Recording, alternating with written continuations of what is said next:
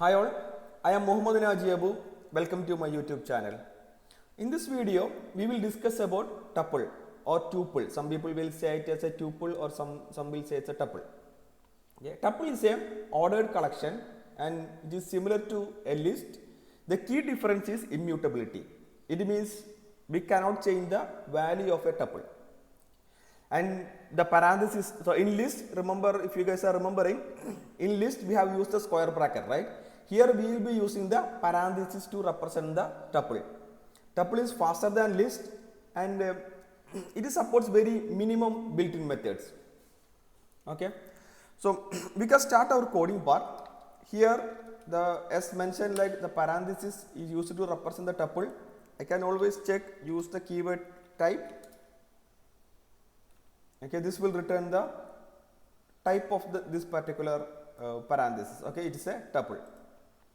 Now I can create my first tuple.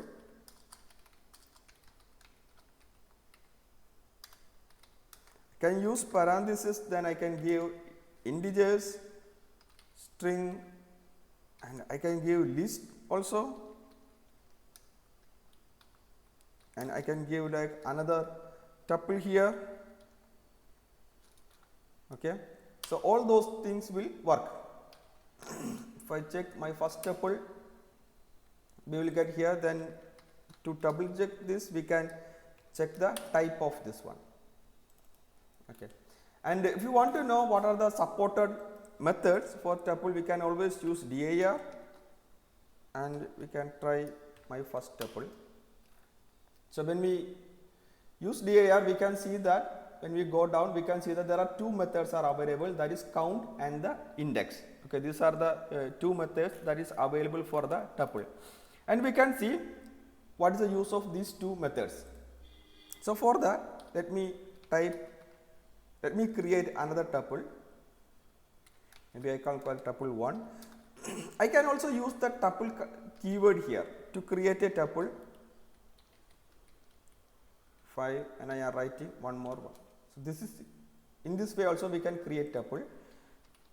Can to cross check this, we can check this. See, this is the type is tuple. Okay, now I can see the use of a method count. Okay, so I am writing count. So this count will return the first index of the entered item. Okay, here we have entered 1, right? So this will return the first index of 1. Sorry, this is the count, right? I'm sorry. So this count will return the number of items present in this particular list.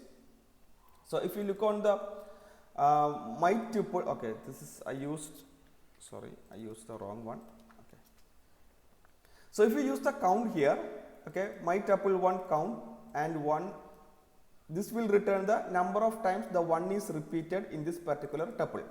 So here we have entered 1, so this will return the 2 because there are 2 items are available. 2 ones are available. Now let me give the 2. If I give 2, it will return 1 because only 2 is not repeating. Okay, that is why it is returning 1 here.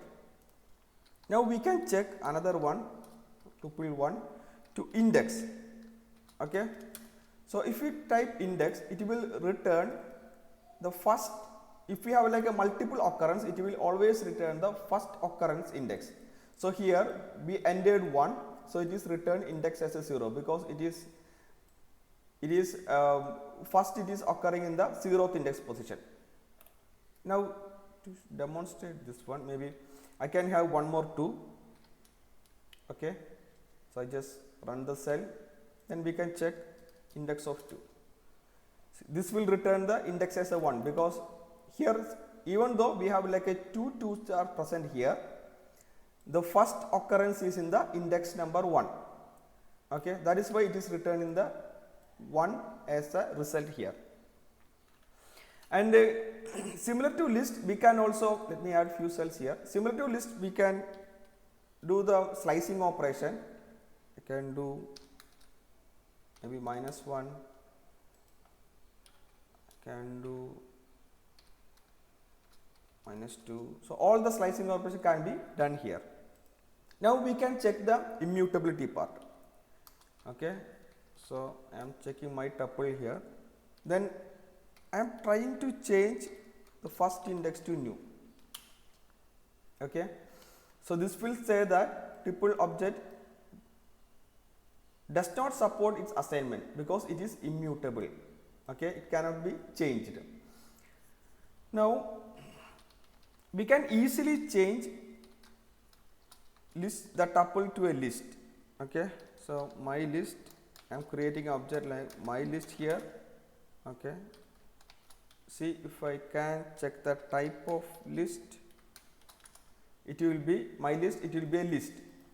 So here we can do all the list operations. So I am going to change 0th position to 10, then I can print the my list.